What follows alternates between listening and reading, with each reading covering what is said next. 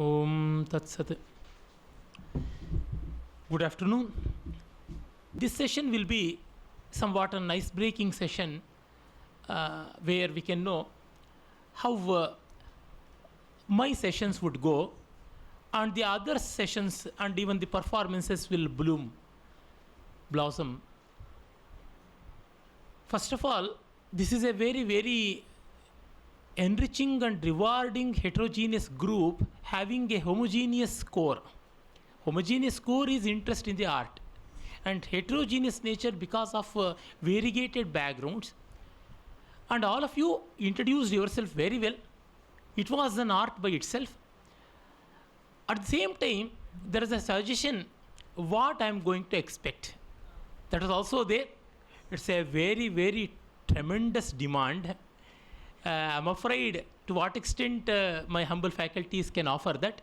Well, let me try.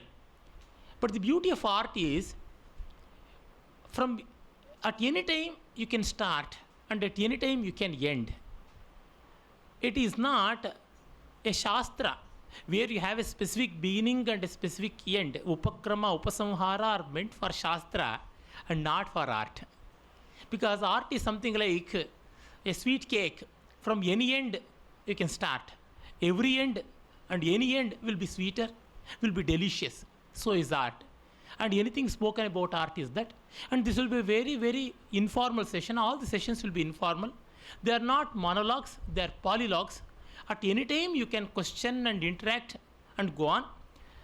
But at the same time, we shall manage the time in such a way that many people from different walks of life and different walks of learning have come.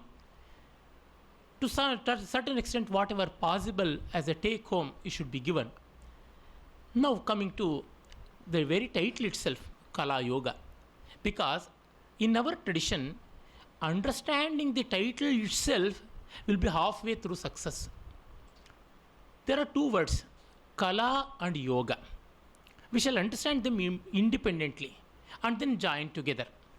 The word Kala, I should beg your pardon for not standing and addressing you, because of my back problem I have to sit. And so, Sthirasukam Asanam, I told you, that will go with that. The word Kala.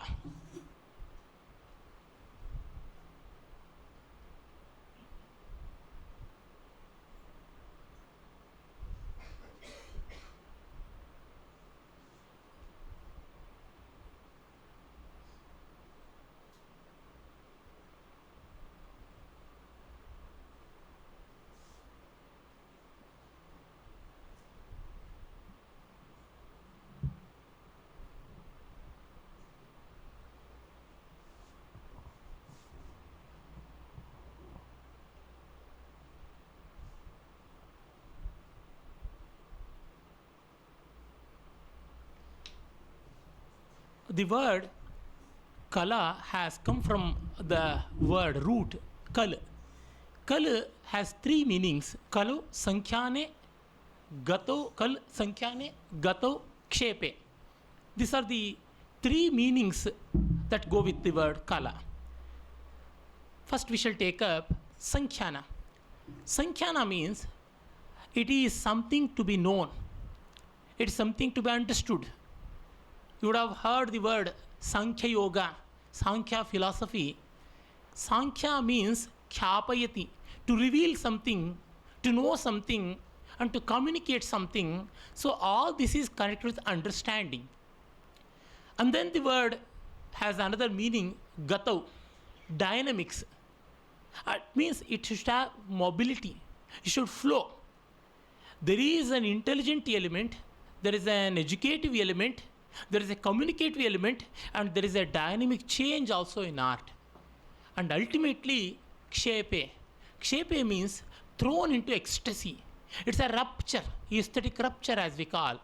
So art, according to Indian tradition, addressed by the word Kala, has three layers of meaning in the etymology itself. One is about its intellectual aspect of creating an art and then communicating an art. And then the dynamic aspect, that is how the propagation goes on.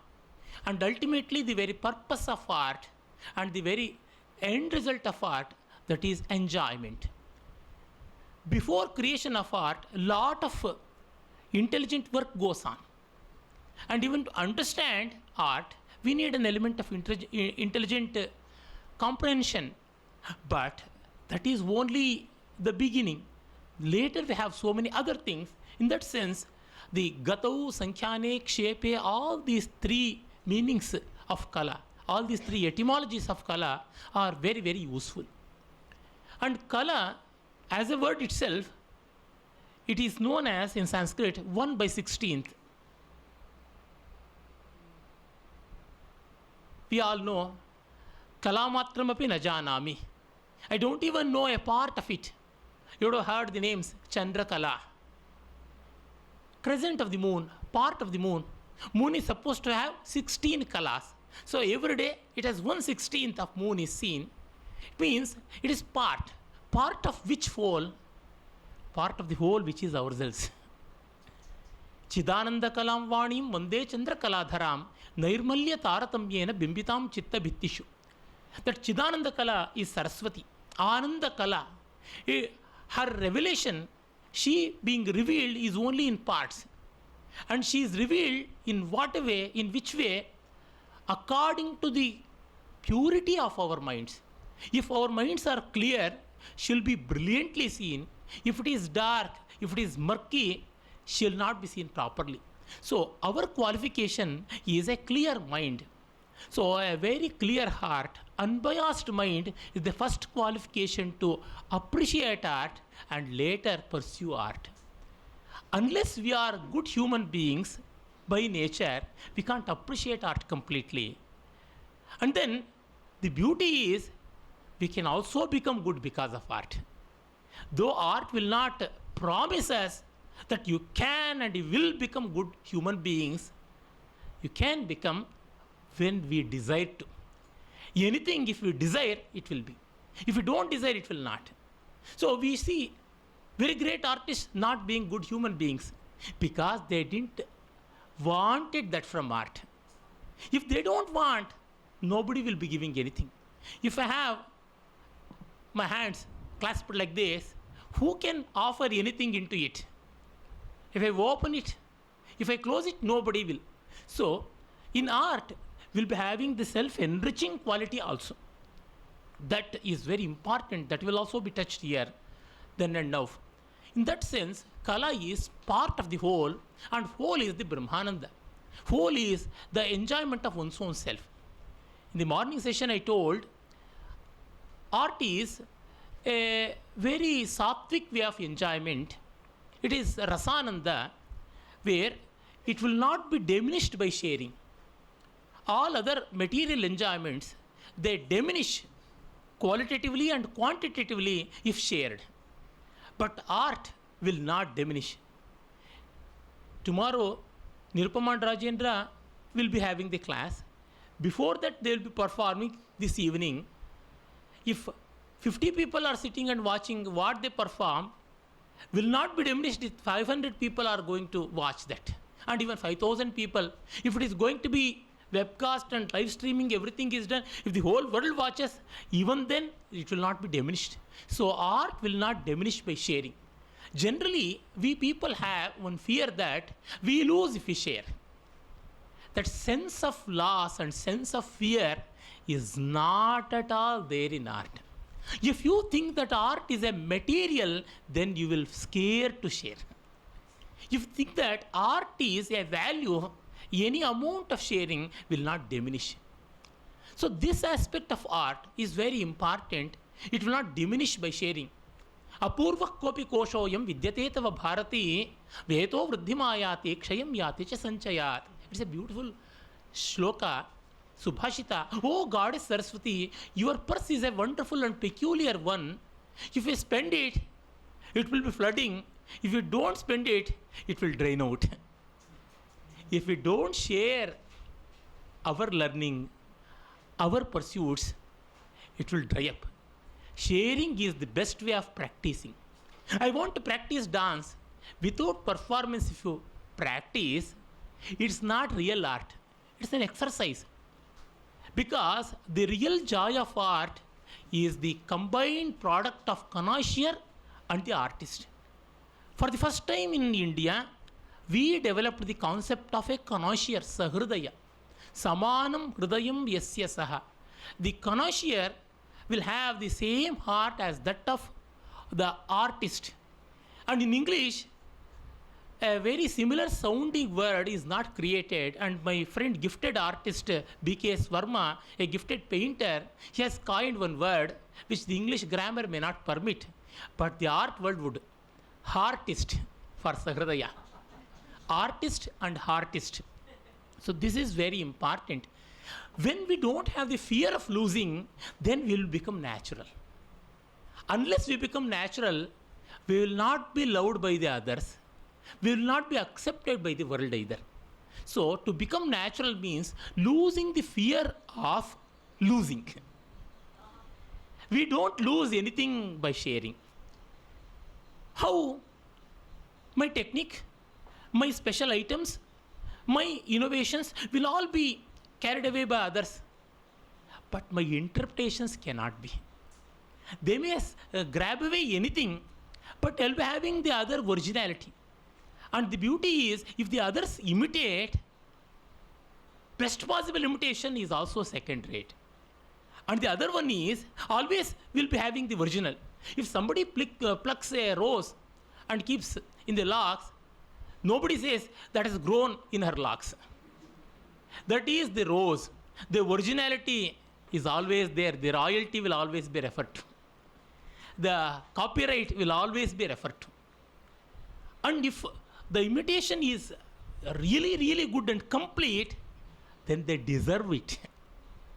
Then it will be that.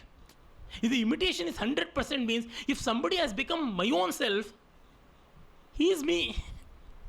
In both the senses, we will be losing the problem of insecurity. Insecurity always haunts us in the world. And when once the insecurity problem is overcome, it will become a great sadhana, and there we have the yoga. And yoga is what? Yujir yogi. Unification. Unification in what sense? If the insecurity problem is overcome, all of us become one. And the ends will converge along with the means as well. And this is how Kalayoga is termed.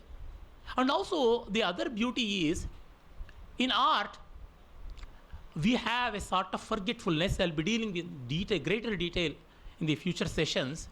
And this forgetfulness is willful, not like the Alzheimer's. See, as we go willingly to sleep, we don't say that we won't sleep, and sleep cannot leave us. It will crush our eyelids and make us fold. Without our knowledge, we are lost in sleep. And so, the beauty of losing our own selves is very voluntary there. And even in art also. If a melodious music is heard, without our knowledge we turn to that. In that sense, the appeal instantaneously makes us go towards art. When once we go, we forget ourselves. And this is not a sort of negative forgetfulness. It's a very positive forgetfulness. We lose to gain. What? We lose our individuality. By losing individuality, we gain universality. Generally, we have the problem, I should not be lost. I should be forever. Forever in what sense? In any sense, I can be forever. That is the natural answer. These are the problems which always human beings incur, which always human beings will come across. And such a problem will be overcome in deep art contemplation, losing one's own self. And that's why you just look at the Indian languages. For example, if you will watch beautiful dance, and if you listen to beautiful music and watch beautiful paintings and sculptures and read good poetry, in Kannada, I say, Manohara. In Hindi, Manhar Gaya, Manato Jeet Gaya, Mana Bhool Gaya, something like that. And in Tamil or in Telugu, Odambe Marandu Pochi, Mai Marachi Nanu. I forgot myself. We voluntarily say. Means the body conscious, the mind consciousness is all lost. Mind is the seat of dualities. Nama and Rupa, name and form are always associated with mind. In sound sleep, we had nothing of that. I am so and so, my qualification is so and so, and this is this place, and that is this time. All these are lost, and yet we are very happy. When we wake up, we'll be so fresh. And this is because of our voluntary forgetfulness and submission. In the sadhana of Vedanta, this is samarpana, this is sharanagati, bharanyasa, prapatti. All these terms are found in Indian philosophy. But in art, we just say it is swata vismriti, forgetfulness of one's own self. When we go to that extent, when, for example, you see, if a vessel here, if the vessel has some water, if a hole is made, the water will ooze out. Because any problem to the vessel, the water will drain out. But if the vessel is kept inside a trough, even then a hole is made, the water loss will not be there. When water is within the vessel, water has the difficulty of losing. If the vessel is kept inside a lake, irrespective of the vessel, the water will be intact. It means here water is in the vessel, here vessel is in the water. Got it? Means if we lose our individuality, we gain universality. Losing a penny and gaining billions and trillions. This is what we have the result in art and enjoyment. And that's why it becomes yoga. When we understand the joy of losing, it is a great samskara, refinement, how modesty is such a glorious thing, such a rewarding thing. We need not be modest for that reward, but naturally it will be that. This is all after having understood that, after having felt it, we will be going backwards and doing the reverse engineering, backward calculations as we do from the answer to the problem you go. That's how I am saying it. But it will naturally happen. And that's why in Indian tradition, even in the Western tradition also, true Western tradition also, that art is an upasana. And in the morning session, Professor Varkedi mentioned the famous opening verse of Dhvanyaloka Lochana, produced by the great philosopher scholar Abhinav Gupta of 10th century AD Kashmir, Apurvam Yadvastu. He wrote lot on philosophy and lot more on art. While describing art, he uses the philosophical terms, and while writing on philosophy, he uses so many artistic terms. He never feels they are different things. Very easily from that compartment to this compartment he moves. And this is the beauty of life and realization as well. Talking about a thing in terms of some other thing, and that is art. Somebody asked about something will happen here in connection with Dhvani, and I want to know about that.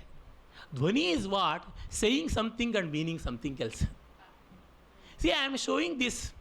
I am showing my hand, but people will be imagining it as lotus. Kamala Netra. This is Kamala Netra, stalk is there, it's blooming, and Kamala Netra. So that it is.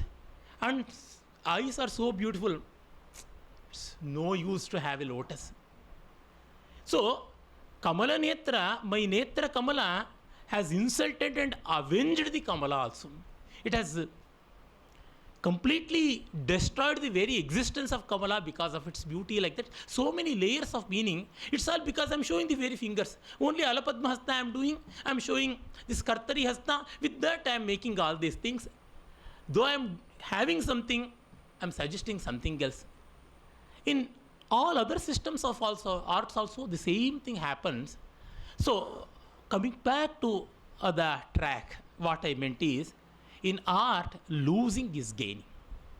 In the real sense also that, please. So you talk about fear of losing. Huh. If I imagine myself in that situation, I have fear of influence. Huh. Fear of influence. Unexpected influence. Huh. Fear of getting influenced. No problem. Because when I am in the world of ecstasy, who is there to influence? Who is there to getting influenced? Because we don't think that we are getting influenced by food. We are getting influenced by sun and moon. We are getting influenced by the nature. No creative artist would never feel the fear of getting influenced if he has enjoyed. The enjoyment itself will show the way. Anandavardhana, in the fragment of Dhvanyaloka, says, don't think that all the avenues are closed for a creative artist. Generally, we all feel, I can completely empathize your issue. Because day and night, I have the problem. How to write differently? To write differently in Sanskrit is very, very difficult. The language has become supremely standard. And the meters are fabulously wonderful. And everything is standardized. So the sound and sense both are standardized. How to have originality? For that, Anandavardhana says, if you can have a Kalidasa after Valmiki, that's enough to show how creativity can have no limitations. The beauty of creativity, rather the paradox of creativity is, only when a creative thing happens, then we'll be knowing, oh, it was possible like that. You take the example of science. By the end of 19th century, people started forecasting, now is the death of physics, death of science. Science is closed. All the departments of science can be closed and they can all become malls and workshops. Because there is nothing new to explore. Then came Einstein. You know how it happened. Newtonian physics, Maxwellian physics completely transferred from that to quantum mechanics, theory of probability. All these things, they emerged. And so there is possibility for newer and newer things. Only the one thing we have to remember and adhere to that is Ananda, Rasa. When we intensely enjoy, certainly we can think of different options. But to bring out that, we need training. Training is only to bring out our imagination, but not to have imagination. Training cannot bring imaginations, but it will bring out the potential within us, and that can happen. And a very learned training through the way of looking at the works of the masters, that will inspire me to write newer things, inspire me to create newer things. How to become different can only be known by knowing the others. Unless you read Kalidasa, you can't be different from Kalidasa. Unless you watch Padma Subramanian, you can't be different from Padma Subramanian. So watching them, reading them is very, very important. Now coming back to the Kalayoga as such, in Kalayoga I told losing is very important. And the other aspect of Kalayoga is the medium. I told about the end result and the definition and how the whole thing happened. Ultimately, the raw material of art is life. Because after all, art is byproduct of life. So our emotions are the raw materials. This is why in the morning I told, comparing the Yoga Sutras, Yoga Chitta Vritti Nirodha. It is control over the cycles of mind, the ripples of mind, the thoughts. And then trying to seal them, Nirodha, trying to seal, trying to vaporize them, trying to char out. This is what yoga means. Yoga is a system of philosophy, especially sadhana, sadhana sopana. And that's why all the systems of philosophy, whether it is Vedanta or whether it is Astika, Nastika, Jaina, Buddha, everybody, they follow yoga. They follow yoga for the simple purpose, it is a means. Chitta Vritti Nirodha. It's a sadhana. But here it is Chitta Vritti Vilasa I mentioned. What is Vilasa? Observing the mind. It is, if you want to overcome the difficulty of ocean, dry the ocean. Then you'll be having no problem. If you want to overcome the difficulty of fire, means you have to put off. This is how yoga says. But this says, watch from a distance. You'll not be having the difficulty. Above all, you'll be having the advantage of using it and watching it. See, sea by itself is so beautiful if you are not within that. Fire is so beautiful, the flames are so wonderfully dancing only when you are outside. You are from a safer distance, that is, and this distance can be maintained by sublimating the emotions. Emotions by themselves are interesting or uninteresting, pleasing or not pleasing, but sublimated, all are beautiful. This I always say with one example of colors. We all know colors are very beautiful to look at. I take some color and paint here. It will be looking so beautiful. Even in the nature we have colors. We synthetically produce colors. And from Newton's experiments we know 7 colors make white color. Taking that, you take up acrylic, watercolors, or oil colors, or postal colors, or whatever, mix them. Would you get white? The opposite of that, you get black. Why? These colors are not transparent. You take 7 colored glasses, Vibgayar colors glasses, you keep one after the other and pass light to that, it will be white. When the same colors are transparent, then it will generate white. If the colors are opaque, it will not be. The opaque colors are the bhavas, our emotions, and the transparent colors are rasa. When we don't have the selfish interest, then it will become transparent. Generally in the world we see, he's a very transparent human being. He's a very opaque person. Opaqueness because of the selfishness. Transparency is because of the unselfish nature. And hence, when the emotions are made transparent, how to make transparent if we don't have personal interest in that? If you have a personal interest, it will be colored. See, if I come here without any personal interest, the things will look as they are. If I have a personal interest, then something may be liking and something may be disliking.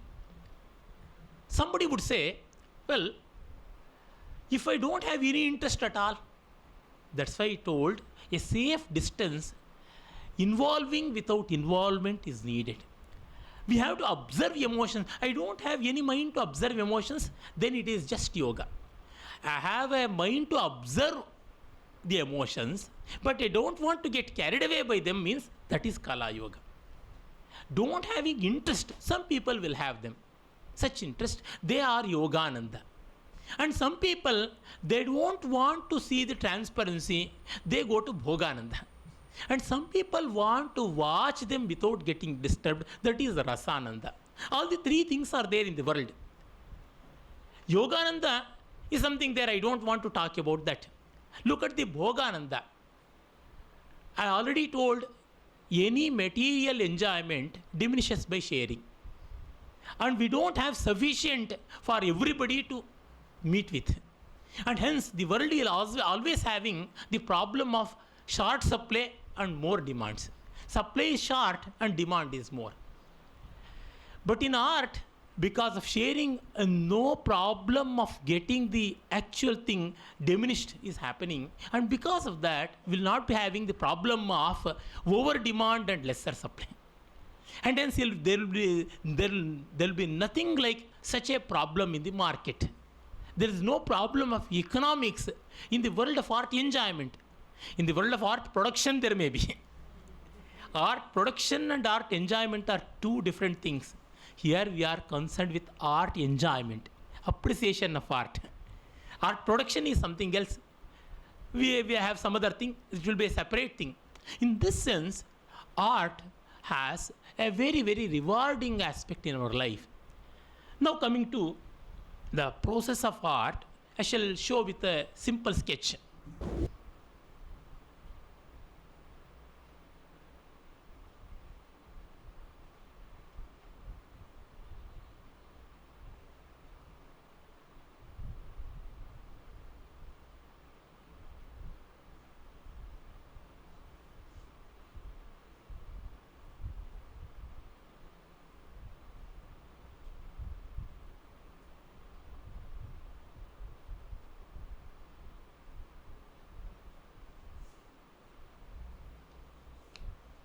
what is this middle school chemistry I have written? What chemistry and art have? Any relationship? That may be the question. But here it is a simple and easy understandable graphical representation of it devised by me. And here we have all the ingredients of art. Both the artist and the connoisseur artist, art raw material and the end product and the process, everything is there. Here is the artist. Here is the artist.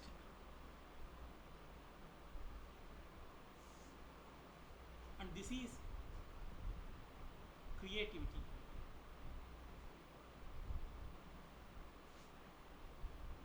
This is appreciation.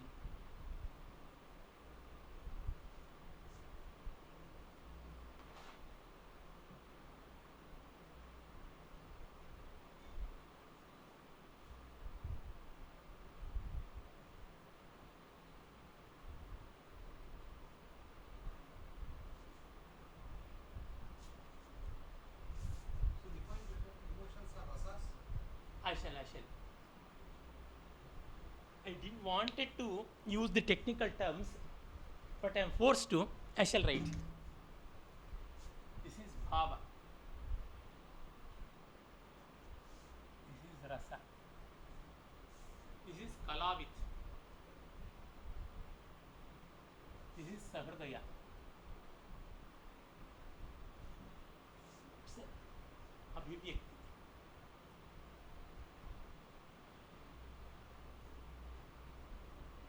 And this is karayatri pratibha.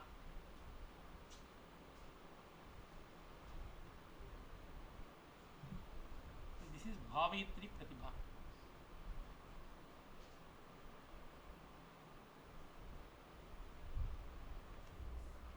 I shall read it. In the retort, as we call, the head of the retort, the flask, that is the artist. And here he is the kalavit, he or she. And inside that the raw material is the raw emotions, bhavas. And here in the other flask, which is the trough, it is the artist or sahridaya or connoisseur. And that is being heated and this is being cooled. When we heat the murky water, here it will be condensed as distilled water. And the heat is creative genius, that is imagination, that is karayatri pratibha, as Rajashekara says. And a connoisseur should also have an imaginative power, the genius, and that is bhavayatri, appreciative genius. And then we have the shape of the retort, the twisted, the crooked shape of it, that is the abhivyakti vakrata, as we call, oblique expression. Because art is not direct. One old man went to a girl and wanted to date with her. The young girl was good enough not to say, no, oh, get lost. She was not. She politely said, you have grey hairs. Means you are old man. But this is a very shrewd person. I am old, but my face is like moon because my grey hairs are looking like the radiant rays of moon. Then she is far more clever. This old man had read some Sanskrit poetry. She is even more adept. Palitani mukhendurochisham shakalaniti vibhavaya priya. You take my grey hairs as the rays of my moon-like face. She immediately reacted, Atayeva vitanvate tamam taruni lochana padma milanam. That's why my lotus-like eyes are closing. Because in Sanskrit poetry there is a convention, when the moon rises, then lotus close. When the sun rises, the lotus is open. So my eyes are like lotuses. Of course, they are closing. I can't behold you. Get lost, oh, old man. This way of oblique expression is very, very important. Oblique expression is that. See, without this, how to convey the vapors of the murky water into this flask? And that path is needed. And that is oblique. And there comes the training. And that is the importance of training. It's a very narrow path. And when we are trained, we are very, very narrow, very focused. But we have to come out and condense. If we are there itself, only in the mode of training. See, earlier the masters of music and dance, they never used to allow the students go to watch other musicians and listen to other musicians and watch other dancers. They have to be like this. It's the training mode. There, for example, a clay ball is going to be shaped into some other thing. When it is wet, then it will be soft, it will be shaped. Then no other hands should touch, then it will be disfigured. When it is dried, it can go anywhere. See, when the metal is in the molten condition, it can take any shape, and so we pour and we cast. When once it is hard, any amount of aberrations will not do anything. That's why in the process of learning, we may be narrow. That is called focusing. After that, even then we are narrow means it is meanness. There is so much of difference between focus and meanness. A student, as long as she or he under the mentor is focused, when once he or she becomes a teacher, his focus or her focus will become narrowness. And that's why should expand. In that sense, expand out. Then only it will be condensed. And here it is the heat. The worldly emotions, the raw materials are worldly emotions. What is the raw material of art? We have different arts. And so different mediums are there. Medium is different, raw material is different. We know. Here are the Tarkika says, Nimitta Karana, Upadana Karana, Aguntaka Karana, like that. So many reasons are the primordial cause, instrumental cause, accidental cause, like that. The primordial cause is the universal emotions which are present. If they are as they are given, if they drink that water, polluted water, everybody is going to get jaundice or cholera, will be affected by that. It has to be distilled. And many people think, I'm an artist, I express my emotions. It's like polluting and making one and all getting diseased. No. We have to heat. There is a process of purifying emotions. We have to heat. Heat means what? Pratibha. Creative pratibha has to heat our emotions and separate the silt, murk from the pure feelings. Means the personality and individuality and selfishness, these are all the murks which will settle down. And only pure bhavas, they will come out. Because everybody will have different sense of selfishness. See, that's why Tolstoy says in the very opening sentence of his famous novel Anna Karenina, all happy homes are alike, but every unhappy home is unhappy in its own way. When somebody asks you, how are you? I am fine means no more answer, no more question. I am not fine means why, what happened, all these things. So happiness has no second question. And this is the Upanishads. And the sage Bhrigu went to Varuna. Bhrugurvaiva Runihi Varunam Pitaram Upasasara Dhihi Bhagavo Brahmeti, like that. He goes to father and says, tell me about the highest truth. Then the physical sheath of energy and sheath of awareness, sheath of discrimination, like that, Annamaya, Pranamaya, Manomaya, Vijnanamaya. Every time he goes to his father, what next, what next? You contemplate, that's the only answer the father gives. Anando Brahmeti Vyajanat, Anandadyeva Khal Vimani Bhutani Jayante. When it comes to the level of H capital happiness or B capital bliss or J capital joy, he never goes to the father. Because he is completely in himself and no more need for any further movement. Because he is already in that. Somebody would ask, why can't you do that? Why can't you do this? What for I have to do? For happiness, is it not? Now I am that. So happiness has no more questions. For that we have to toil. And that's why this Karitri Pratibha, the creative genius, will heat, means tapas. In the Bhrigu Varuni story of the Upanishad, tapasa vijijñāsasva tapo brahmeti. Tapa is heat. Tapana means sun. Tapaha means summer season. You look at the Sanskrit connotations. In English, we can't translate tapas as heat. But in Sanskrit, everything can be that.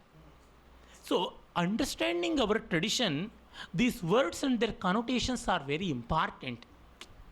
Not that Sanskrit is the only gateway, but here some of the most fundamental and important things are very beautifully enshrined in loaded words, in loaded sentence forms. That's why we have to activate from that. And that is the beauty of any classicality. Sanskrit is one among the finest classical languages. I often feel Krishna should have had said one more line in Bhagavad Gita's Vibhuti Yoga. I'm so tempted to extrapolate into that one line. Bhashanam Bharati Chasmi Deshanam Rashtranam Asmi Bharatam. God should have said, among the languages I am Sanskrit and among the countries I am India. This he should have said. If I extrapolate, I hope my Lord will forgive me and appreciate that. Because he is an endearing person. He liked a kubja, a hunchback woman. Also, he liked a very dry, pounded rice offered by Kuchela. Our Rama Bharadwaja has unforgettably presented that episode. So, he liked so many things. He even enjoyed the breast milk of Putana. Why can't he enjoy my extrapolation? So, this is how these languages, classical things, whether classical music or classical dance or classical sculpture or classical poetry, have most fundamental secrets. Something like the gene secret of the world. Gene secret of art is embedded in the classical arts. That we have to know. And here, tapa, tapas, tapana, that's how we have to contemplate, we have to yearn for that, we have to crave for that, and all that thing happens by this enriching emotions. And you see, this will not go anywhere. This flame will not go here, there, anywhere. It will be focused only on the emotions of the world. That's why my friend asked about the originality. For originality, understand, contemplate on human nature. Then we become original. Instead of other things, we have to concentrate more on that and how it will manifest in our arts. For example, love. That manifests in poetry in one way, in music in some other way, in dance in some other way, in sculpture in some other way. In dance, it will manifest in movement. In sculpture, it will manifest in static posture. In music, it will manifest as trans meaning, means transcended meaning, transcended the duality of sound and sense as Shuddha Nada, and in poetry as imagery. The same thing. To delineate that, I shall take up examples later, but one thing I shall just tell you. When Parvati's marriage was arranged, she penance for Shiva. Marriage was fixed, and Shiva had sent the 7 great sages Saptarshi for proposals, for negotiations, and Parvati was standing next to her father and watching what's happening. But she was shyful. She was blushing. Because she is a girl. She is modest. Though she did all these things, when she is center of attraction, she feels shy. She is lowering the head and standing. People would think, how crooked she is. She did all these things, and now she is very innocently standing next to her father, as though she has so much of lajja, so much of shyness. That's why she started counting the petals of the lotus which she had. She was playing with a lotus, and just she was counting. To which account department she has to submit that number? No. She has to engage. Poet, without saying that she is blushing and she is bashing, an idle engagement has been fixed. Evam vadini devarshau parshve pituradho mukhi leela kamala patrani ganayamasa Parvati. And this can be sung, this can be danced, this can be sculpted, this can be painted, everything can be done. In painting, you can show how gracefully Parvati is handling the lotus, how tenderly, how mercifully she is doing that, and how her eyes are closed, ardha nimilita. You just remember the Ajanta paintings, you'll be knowing that. And how her waist has become udvahita, lifted waist. All these things will come into the painting. And in dance, how was the father, how were the Saptarshis, how she was there. She thought, no, I should not show that I am interested, yet I am interested. My ears are open, but not my eyes there. Because I have to hear what is going on. Eyes are not listening, ears. All this cleverness and manipulation, the whole dynamics can be shown. And if it is sung in a raga like Bihag, evam vadini, devarshau parshve pitur adhomukhi, like that, adhomukhi, lila kamala patrani patrani patrani patrani patrani patrani patrani patrani khanda mishra chav khanda mishra trishra, so many counts, lila kamala patrani ganayamasa ganayamasa ganayamasa. All these things can be shown. You can show the suggestion as well. Sorry for jarring your ears with my mean musical prowess. This way, one thing can manifest in so many ways, and that is the Vakrokti. For that, we should have confidence and competence in the medium. And then Sahridaya. Sahridaya should be very, very cool. The same appreciative genius, this is also Pratibha, that is also Pratibha. That should be burning Pratibha. This should be very, very cool Pratibha. Sahridaya should not be agitated. What next? What next? I have to call others. I have to meet them. No. You have to shut your cell phone. You have to shut your engagement. Nothing, nothing, nothing. This coolness is very, very important. And any artist, before becoming that, he'll be this. Today's Sahridaya is tomorrow's artist. And that's why the coolness. And then he should be humble, lower.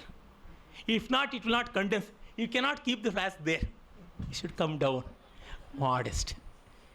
An artist should go with a cool, calm, humble mind to appreciate the art. Is it not the way of a devotee? Yes. Here is a sadhaka, here is also a sadhaka. Here is a Raja Yogi, here is a Bhakti Yogi, all put together becoming the Kalayoga. We shall discuss more about that in our next session. Thanks.